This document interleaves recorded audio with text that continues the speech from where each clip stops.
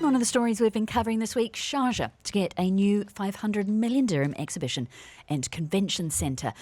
We are joined by the event's queen, Natalie Crampton, the Managing Director of TEC. Natalie, good morning. Thanks for joining us. Good morning, Brandy. Pleasure to be here. Thank you. So, brand new, shiny exhibition centre for Sharjah. They've already got the Expo Centre. What's the need for this in Sharjah to start with? Yeah, I think it's really important to address the fact that this is, as the UAE always is, a very strategic move.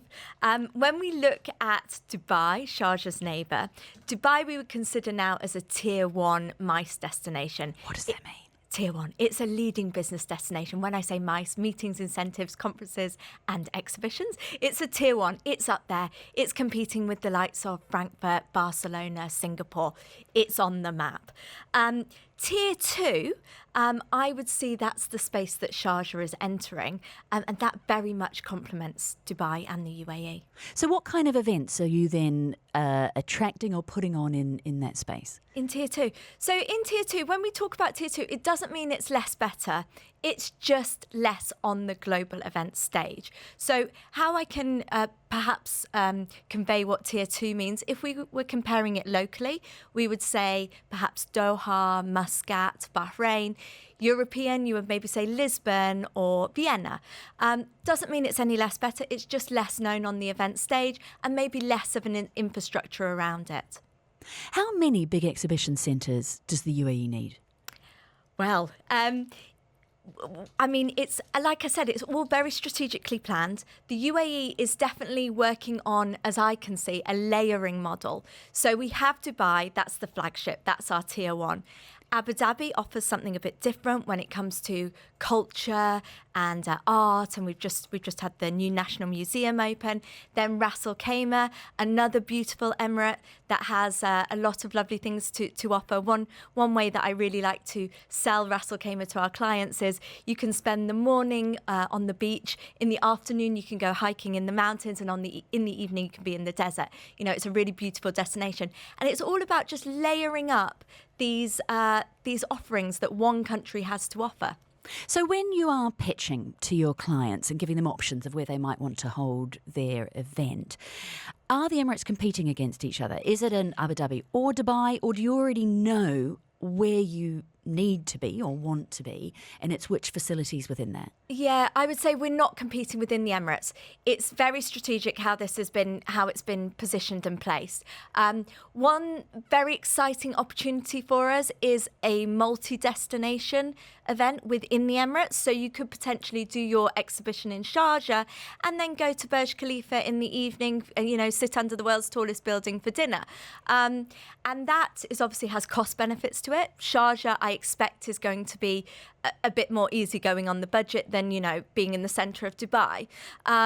So no, Dubai is definitely competing with those international Tier 1 destinations. Sharjah, those Tier 2 destinations. I don't know what they're planning to build in this new exhibition centre, but we were discussing earlier whether or not there was evolution in the exhibition centre space, because it feels like the general concept of an exhibition centre, big, wide, long corridor with halls coming off it, hasn't changed in a long time. Does it need to?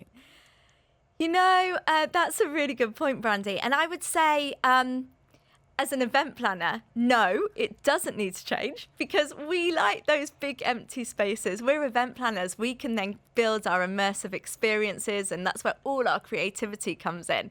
We don't want to work in spaces that restrict us. We want those big, wide open spaces. We want a blank canvas. That's what event planners want. So if it's not broken, don't fix it. Exactly.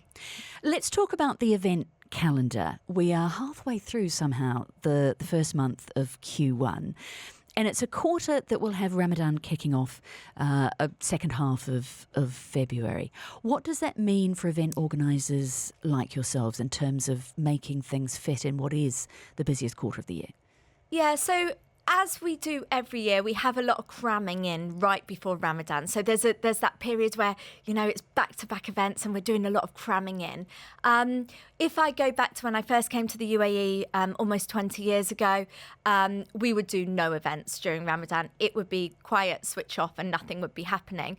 Now, the UAE has evolved and changed. We've somehow managed to find a place where we can be very respectful of our local culture and traditions and still run some conferences and some events, obviously slightly different styles. And then my business is involved as well. So we're operating, across the globe now.